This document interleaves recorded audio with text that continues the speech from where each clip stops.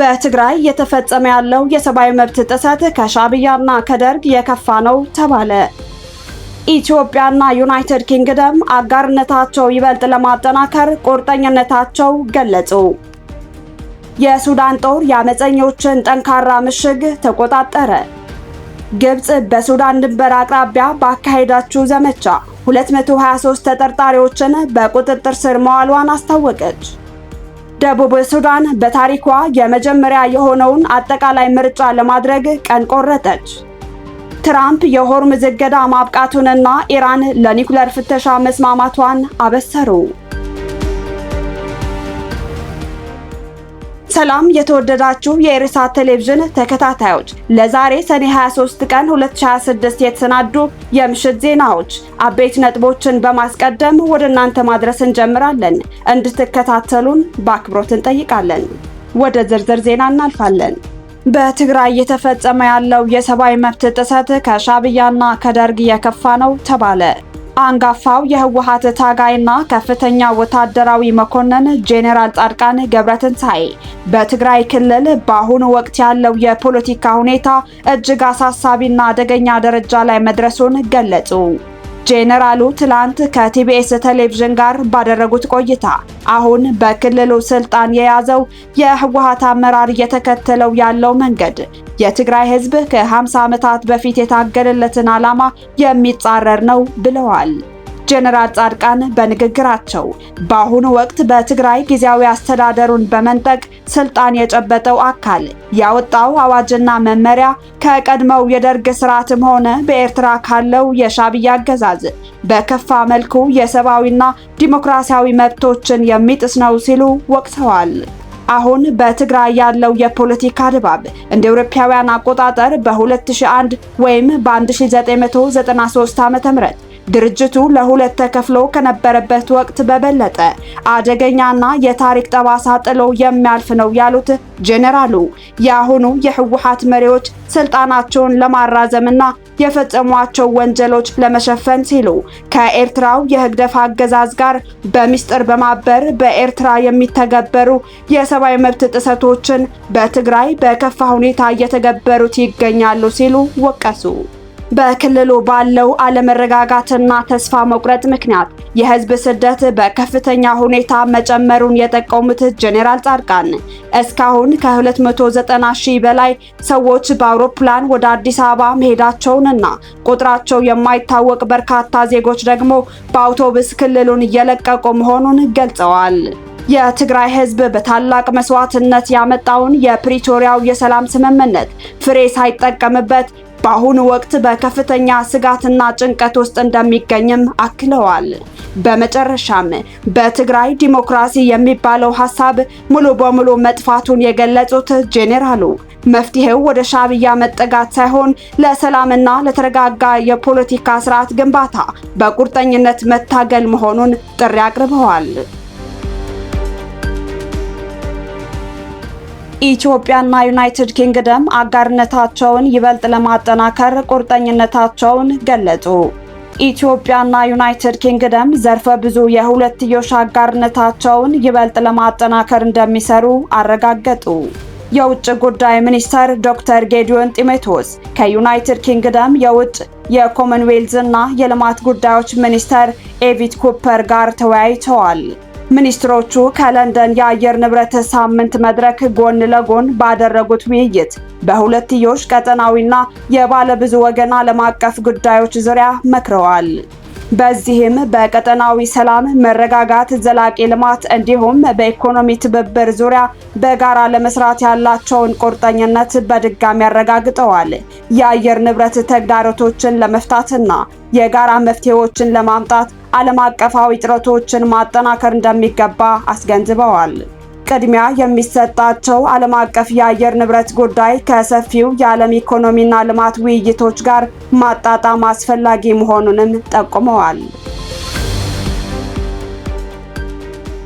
የሱዳን ጦር የአመፀኞችን ጠንካራ ምሽግ ተቆጣጠረ። የሱዳን ጦር በኢትዮጵያ ድንበር አቅራቢያ መጠነ ሰፊ ጥቃት በመሰንዘር የአመፀኞችን ጠንካራ ምሽግ እንደተቆጣጠረ ማወቅ ተችሏል። ሰኔ 16 ቀን 2018 ዓ.ም ሱዳን ትሪቡን እንደዘገበው ከሆነ የሱዳን የታጠቀው ኃይል ከኢትዮጵያ ጋር በሚያዋስነው ድንበር አቅራቢያ በዛሬው ዕለት በከፈተው ከፍተኛ ወታደራዊ ጥቃት የአመፀኞች ስትራቴጂካዊ የጦር ሰፈር መቆጣጠሩን አስታወቀ። የሱዳን ጦር ቃል አቀባይ በሰጡት መግለጫ ኦፕሬሽኑ በድንበር አካባቢ የሚንቀሳቀሱና በአካባቢው ሰላምና ጸጥታ ላይ ስጋት የፈጠሩ የአመፀኛ ቡድኖችን ለመደምሰስ ያለመ መሆኑን ገልጸዋል። እንደ ቃል አቀባዩ ገለጻ ለበርካታ ሰዓታት በዘለቀውና በከባድ መሳሪያዎች በታገዘው በዚህ ጥቃት የአመፀኞቹ ዋና ማዕከልና የጦር መሳሪያ ግምጃ ቤት የነበረው ስፍራ ሙሉ በሙሉ በሰራዊቱ ቁጥጥር ስር ውሏል። ጥቃቱ የተፈጸመው በድንበር አካባቢ ባሉ ስትራቴጂካዊ ቦታዎች ላይ ሲሆን ይህ የጦር እርምጃ በሁለቱ ሀገራት አዋሳኝ አካባቢዎች ያለውን የጸጥታ ሁኔታ ዳግም ትኩረት ውስጥ ከቶታል። የሱዳን ጦር በወሰደው እርምጃ በርካታ ታጣቂዎች መገደላቸውንና የቀሩትም አካባቢውን ጥለው ወደ ጫካ መፈርጠጣቸው ተዘግቧል።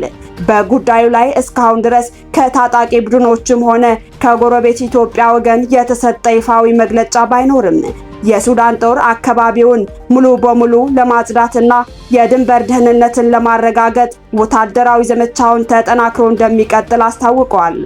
የሱዳን መንግስት በበኩሉ እርምጃው የአገሪቱን ሉዓላዊነት ለማስከበርና ህገወጥ ታጣቂዎችን ለመቆጣጠር የተወሰደ አስፈላጊ እርምጃ መሆኑን አጽንኦት ሰጥቶበታል።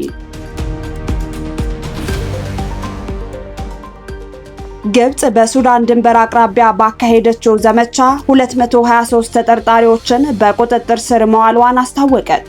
በሱዳን ድንበር አቅራቢያ በሚገኘው የግብጽ ደቡባዊ ቀጠና ውስጥ በተካሄደ የጸጥታ ማስከበር ዘመቻ በድንበር ተሻጋሪ ወንጀሎችና ህገወጥ የወርቅ ማዕድን ቁፋሮ ላይ የተሰማሩ 136 የውጭ ሀገር ዜጎችን ጨምሮ 223 ተጠርጣሪዎች በቁጥጥር ስር መዋላቸው የግብጽ መከላከያ ሰራዊት ሰኞ ዕለት አስታወቀ። የመከላከያ ሰራዊቱ ባወጣው መግለጫ ይህ መጠነ ሰፊ ዘመቻ ያነጣጠረው የጦር መሳሪያና የእጽ ዝውውር፣ ህገወጥ የወርቅ ፍለጋ ላይ በተሰማሩና ህጋዊ ሰነድ በሌላቸው ስደተኞች የተደራጁ ቡድኖች መሸሸጊያ ቦታዎች ላይ መሆኑን ገልጸዋል።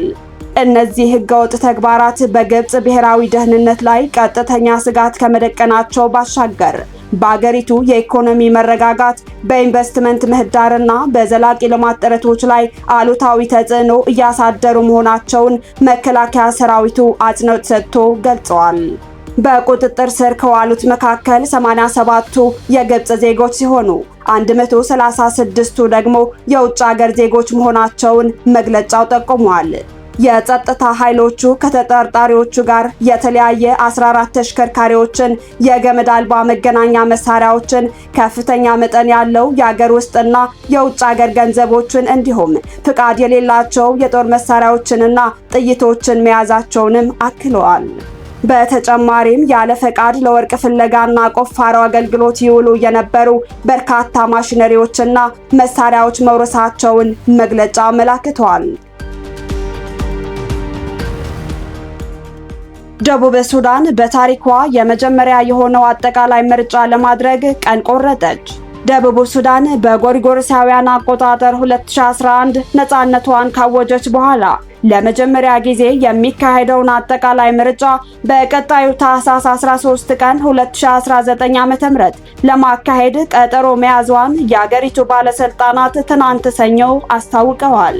በጉጉት የሚጠበቀው ምርጫ በሀገሪቱ በተደጋጋሚ በሚቀሰቀሱ ግጭቶች ምክንያት እስካሁን ድረስ በተደጋጋሚ ሲገፋ ከቆየ በኋላ የመጨረሻ ውሳኔ ላይ መድረሱ ተዘግቧል።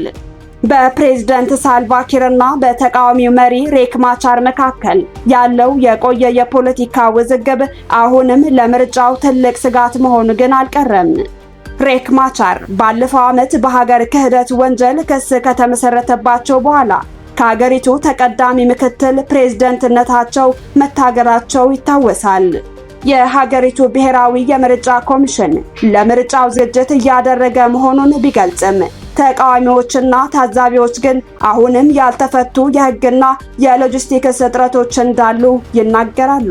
የሬክ ማቻር ፓርቲ SPLM-IO የሳልቫኪር አስተዳደር ጋር ያሉ አለመግባባቶች ሳይፈቱ ወደ ምርጫ መግባት አደገኛ መሆኑን አስጠንቅቀዋል።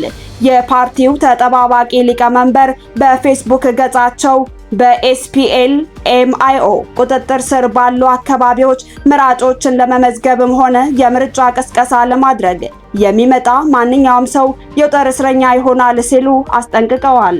ፕሬዝዳንት ሳልቫኪር በታህሳሱ ምርጫ ለፕሬዝዳንትነት ይወዳደራሉ ተብሎ ቢጠበቅም የወንጀል ክስ የተመሰረተባቸው ተቀናቃኛቸው ሬክ ማቻር እንዲወዳደሩ ይፍቀድላቸው ወይም አይፍቀድላቸው ግን እስካሁን ግልጽ የተደረገ ነገር የለም። የደቡብ ሱዳን መንግስት ጦርና የተቃዋሚ ኃይሎች በጎሪጎረሲያውያኑ 2018 የተፈራረሙት የሰላም ስምምነት ከዓመት በፊት ከፈረሰ በኋላ እርስ በርስ በማዋጋት ላይ እንደሚገኙ አሶሺየትድ ፕሬስ ዘግቧል። የተባበሩት መንግስታት ድርጅት መርማሪ ቡድን የደቡብ ሱዳን መሪዎች የእርስ በርስ ጦርነቱን ለማቆምና ማቻርን ወደ አንድነት መንግስት ለመመለስ የተፈረመውን የ2018ን የሰላም ስምምነት በቸልታ እያፈራረሱት ነው ሲል ከሰዋል። በደቡብ ሱዳን የሚገኘው የተባበሩት መንግስታት ድርጅት የሰላም አስከባሪ ልዑክ በሀገሪቱ የሰብአዊ መብትና የእርዳታ ሁኔታ እያሽቆለቆለ መሄዱን በማስጠንቀቅ ግጭቶች በአስቸኳይ እንዲቆሙ ጥሪ አቅርበዋል። የአሜሪካ መንግስትም ተፋላሚ ወገኖቹ ወደ ሰላም ንግግር እንዲመለሱ በድጋሚ አሳስበዋል። ትራምፕ የሆርሙዝ እገዳ ማብቃቱንና ኢራን ለኒውክሌር ፍተሻ መስማማቷን አበሰሩ። ዛሬ ሰኔ 23 ቀን 2026 አልጀዚራ እንደዘገበው ፕሬዝዳንት ዶናልድ ትራምፕ በሰጡት መግለጫ በመካከለኛው ምስራቅ የነበረውን ውጥረት የሚያረግብ ታሪካዊ ስምምነት ላይ መደረሱን አስታውቀዋል። የባህር መስመሩ መከፈት በዓለም የነዳጅ ንግድ ላይ ከፍተኛ ስጋት ደቅነው የነበረው የሆርሙዝ የባህር ወሽመጥ እገዳ ማብቃቱንና የንግድ መርከቦች በነፃነት መንቀሳቀስ እንደሚችሉ ትራምፕ ገልጸዋል። የኒውክሌር ፍተሻ ኢራን የኒውክሌር ተቋማትን ለዓለም አቀፍ ተቆጣጣሪዎች ክፍት ለማድረግና ጥብቅ ፍተሻ እንደሚደረግባቸው መስማማቷን ትራምፕ አረጋግጠዋል። ይህ ውጤት የተገኘው በአሜሪካ በኩል በተደረገው ጠንካራ የኢኮኖሚ ማዕቀብና ዲፕሎማሲያዊ ጫና መሆኑን ትራምፕ ገልጸው ስምምነቱን ትልቅ ድል ሲሉ ጠርተውታል። ይሁን እንጂ ይህ የትራምፕ መግለጫ በኢራን መንግስትም ሆነ በዓለም አቀፉ የአቶሚክ ኢነርጂ ኤጀንሲ በኩል እስካሁን በይፋ አልተረጋገጠም። የሆርሙዝ መስመር መከፈት በዓለም የነዳጅ ዋጋ ላይ መረጋጋትን ይፈጥራል ተብሎ ይጠበቃል። ውድ የኢሬሳት ቴሌቪዥን ተከታታዮች ለዛሬ ምሽት የተሰናዱ ዜናዎቻችን አበቃን። ቀጣይ እስከምንገናኝ መልካሙን ተመኘን። ሰላም።